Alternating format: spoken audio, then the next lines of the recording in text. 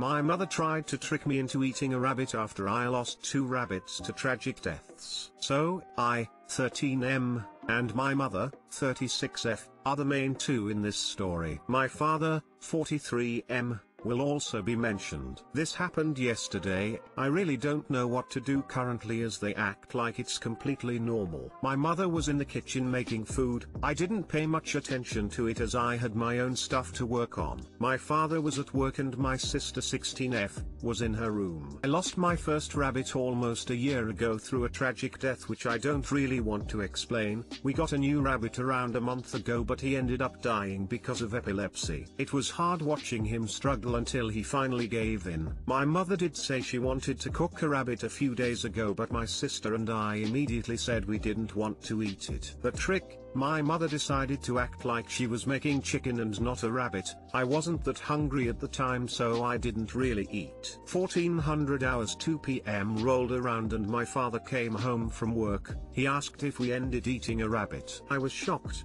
I thought it was a chicken. My mother ended up smiling and saying to me it tasted like chicken. But it still isn't a chicken, it was a rabbit. I felt sick to my stomach knowing I almost ate a rabbit. I'm an emotional person so I'm still grieving over the deaths and now my parents tried to trick me into eating a rabbit without telling me. Reddit, what should I do? I want them to apologize for trying to trick me and destroying my trust in them. I'm on my way to my therapist with my parents and I plan on speaking with him about it as well. Was what they did unacceptable?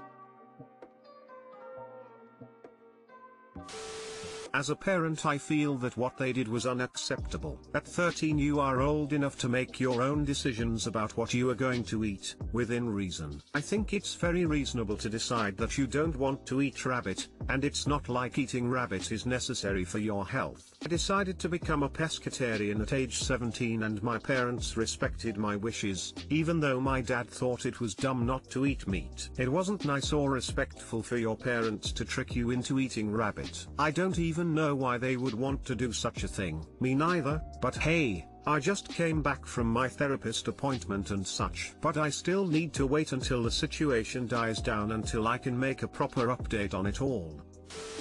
My parent literally made us eat our pets if there were rabbits or chickens, and they wonder why I wouldn't see them. That was really messed up. I'm sorry your mom is so unempathetic towards you. It was really wrong of her to trick you, and even worse because she no doubt knew the reason why you didn't want to eat rabbit. Nobody should make you eat something you don't want to. Is rabbit even a popular meat where you live? Find it odd that she started wanting to eat some so soon after your pet died. No, rabbit is not popular food around here. In Croatia chicken is the most popular meat to eat and if it's a party or something special then people choose a pig.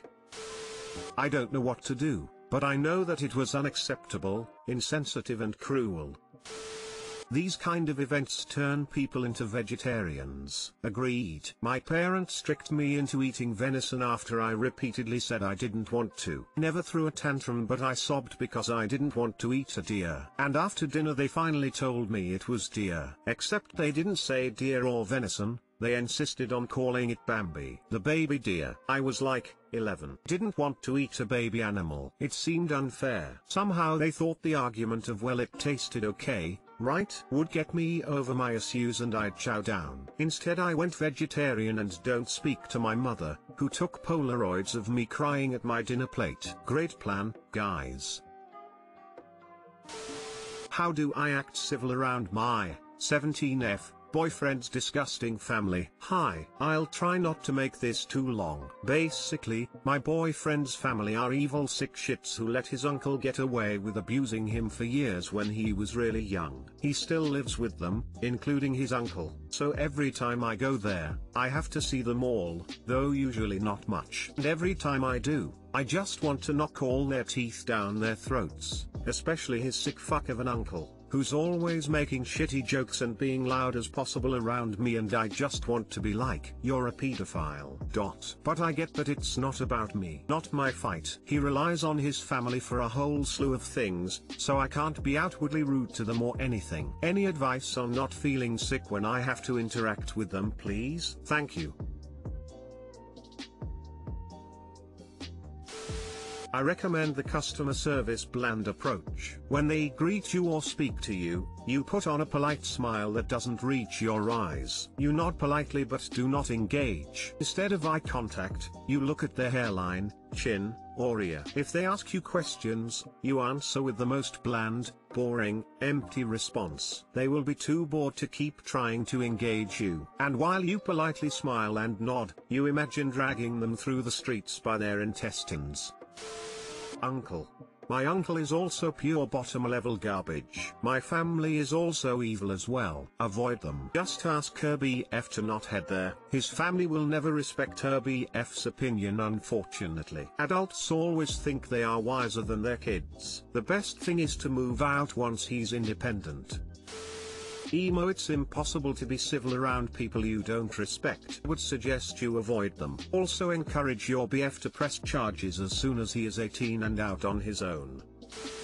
I have a similar experience, reverse trolls, though I was the one around a bad person, and can tell you what worked and didn't work for me. I was raped by a friend of mine and told my boyfriend BC of possible STDs. He is like you in that he wanted to knock the guy's lights out and see him behind bars. I am like your BF in that I didn't want to pursue any further action. In your case, that would equate to your BF confronting his family, because the legal battle would be emotionally draining for me and more money than it's worth. You are already handling this much better than my BF did by recognizing your BF's wishes and asking what you can do to honor those wishes despite your personal feelings. My BF ignored my wishes and called the perpetrator at his work to threaten him, which led to days full of angry phone calls and restraining orders, the exact kind of thing I had been trying to avoid, and me spiraling into a deep depression about everything. The hard truth here is that this is not your battle to fight. Your BF is the one who decides how he deals with his family. Someone else phrased it, "Bo, today I fucked up lolly." Channel your anger and your desire to see justice into a protective role. Support your BF emotionally, provide a safe space for him, and, when the time comes, help him move out of his place. The friends who simply offered me a shoulder to cry on were also much more helpful in the grieving process than my BF who chose to take more direct action. You sound like a wonderful person,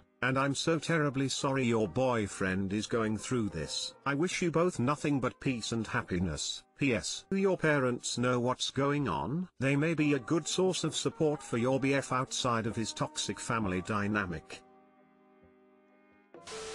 I'm sorry you have to go through that, and I'm sorry your BF has to go through that. In some cases it might be best for you to avoid them entirely. However, if you want to feel like you're helping make things right, you can focus on supporting your BF. Your anger probably comes from a sense of justice but also a desire to protect someone you care about. Try focusing on the protection part. You can provide a second place for him to go to when he doesn't feel safe at home. You can visit him if he wants emotional support but has to stay there. If he wants to avoid them, you can help him make excuses. And if you're together long enough, you might make moving out of that house easier for him, since it's easier when you've got a roommate lined up. Just generally, being there for him as an ally, making up for what he's lacking from his family, is a form of protecting him. You seem to already understand this, but it's important to not pick a fight with these people if your BF doesn't want to.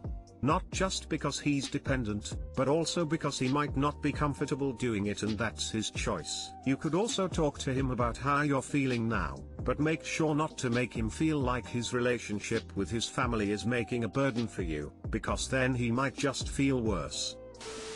Please help, I caught my 25F boyfriend, 23 meters, recording me while I was sucking his D. Note, I fell asleep typing this last night and just woke up to finish posting it. First of all, sorry for my weird English. I'm typing this from my phone and feeling very overwhelmed right now. My boyfriend of 6 years picked me up tonight at my house because we were planning to go to a motel to have some fun. This is not the first time we do this, however. We've never had sex because I want to wait until marriage. Please don't judge, but we do have oral sex and pretty much do anything except penetration. He has told me on many occasions in the past that he would love to put a sleep mask on me before going down on me. It was like his fantasy. Today while getting ready I remembered that I had one face mask that belongs to my mom but never wore it, so I took it with me. Fast forward when we arrived at the motel, we were feeling very in the mood and we started doing our stuff. I told him I brought the face mask and he was super excited to put it on me. He did it and then he started going down on me and stuff, but then he wanted me to suck his dick while still wearing it. I feel in some moments he is also covering my eyes with his hand as well. He is basically sitting on top of me while I suck him off while wearing the face mask. Suddenly, I try to reach out to touch his chest and my hand bumps against something that felt like hardened plastic. I asked him if he has something in his hand, to which he answers no. However, I was pretty sure something was going on, so I asked him if he was recording me. He says no again. However, I keep insisting until he finally said yes, and pulls out his phone from underneath a pillow. I immediately started freaking out and asked him why was he recording me, to which he answered he just wanted to have that video so he could jerk off to it. Told him it was completely wrong because he was recording me without my consent and that I felt very disrespected, and that he knew what we was doing was wrong because he was hiding it from me. I was so pissed I even slapped him once, and I immediately asked him to take me home, so he did. We didn't speak the whole ride and I just got off and left. Can someone please advise what should I do? Does this happen to couples all the time? Did I overreact? Please help. I have no friends to talk about this and I will never tell my parents either. It's illegal in many places, a violation of your trust and something you don't want floating around out there. I would not be happy. I would demand he show you his videos on his phone and watch him delete it. If he doesn't want to show you, I would seriously consider calling the cops. I would also be done with this guy. You don't do that to someone you care about. Adding to that, most phones have recycling bins when deleting pictures now, so watch him empty those as well. That's insane. Leave him. He violated you. He's disgusting. Dump him immediately. Consent. That's the key word. This is a crime. No, this doesn't happen. You didn't overreact. Your boyfriend is a disgusting liar and you shouldn't forgive this. Don't let him gaslight you. There's no excuse. What he did is also illegal.